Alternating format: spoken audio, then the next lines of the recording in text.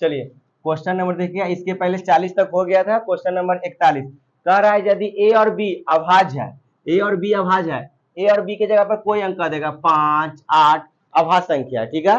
अभाज्य संख्या है, तो ए और बी का लसा कह रहा है। मान लो कि दो को कोई संख्या रहता है, मान लो कि 5 ही 8 रहता था, दोनों के लघुत्तम निकालते तब 8 5 40 होता, दोनों के गुना कर देते हैं। तो उसी तरह यहाँ ए और बी का लसा करा, लसा माने दोनों के गुना कर देंगे, तो गुना करेंगे तो सट जाएगा, तो सट के क्या हो जाएगा ए बी, ए बी है ऑप्शन में ए बी, और दोनों सट जाएगा। रह दो आगे,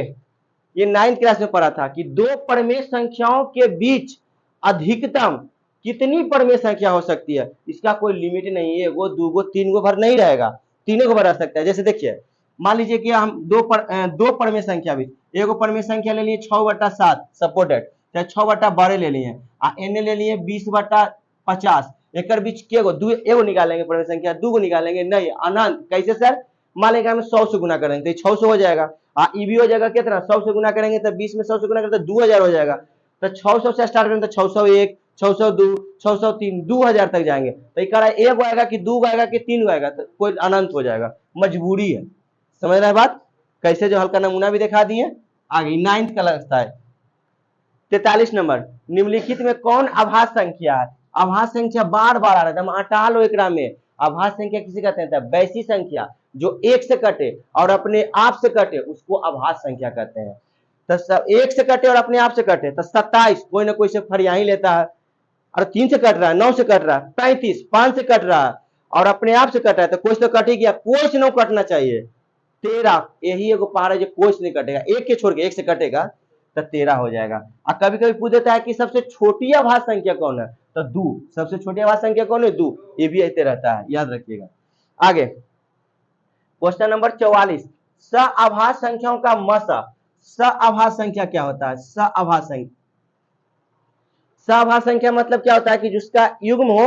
हम इसको बिंदु में लिखाए थे कि सअभाज्य संख्या, सअभाज्य संख्या इसको कहते हैं जिसका मसा एक हो, इसको माइंड में याद भी रखना, सअभाज्य संख्या का मसा एक होता है। जैसे कह देगा, एक घुमा के क्वेश्चन पूछेगा कि इनमें से कौन सा युग्म सअभाज्य है, तो सअभाज्य के मतलब क्या होता है कि उसका महत्तम एक होना चाहिए, हम बेसिक में बताए थे वास्तविक संख्या के, तो इसका याद रखना, सअभाज्य संख्या का मसा कितना हो जाएगा, एक। बाकी जैसा अगर दो युग्म रहेगा ना तो उसको आप देख सकते हैं, भागा दीजिएगा ना तो महत्तम एक आएगा सअभाज्य संख्या का। यहाँ तक क्लियर है, आगे देखो। चलिए क्वेश्चन नंबर 45, यदि दो संख्याओं का गुणनफल, गुणनफल कितना है, 2166 है, दो संख्याओं का गुणनफल 2166 है एवं उनका मसा 19 है, मसा कितना है 19,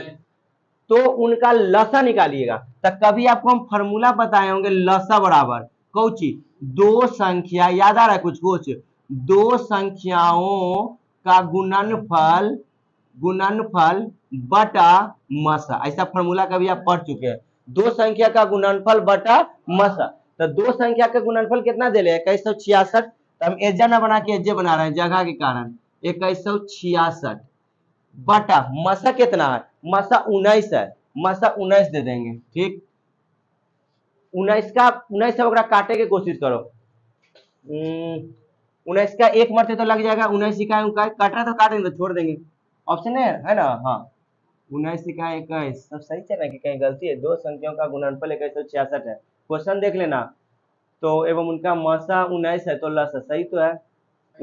सही है, 19 का के मरते पड़ेंगे 21 आएगा, एक मरते 19 आ जाए, एक मरते 19, अभी भी यहाँ दो बचल है, दो बचल है ना, तो 2 पर 6 26,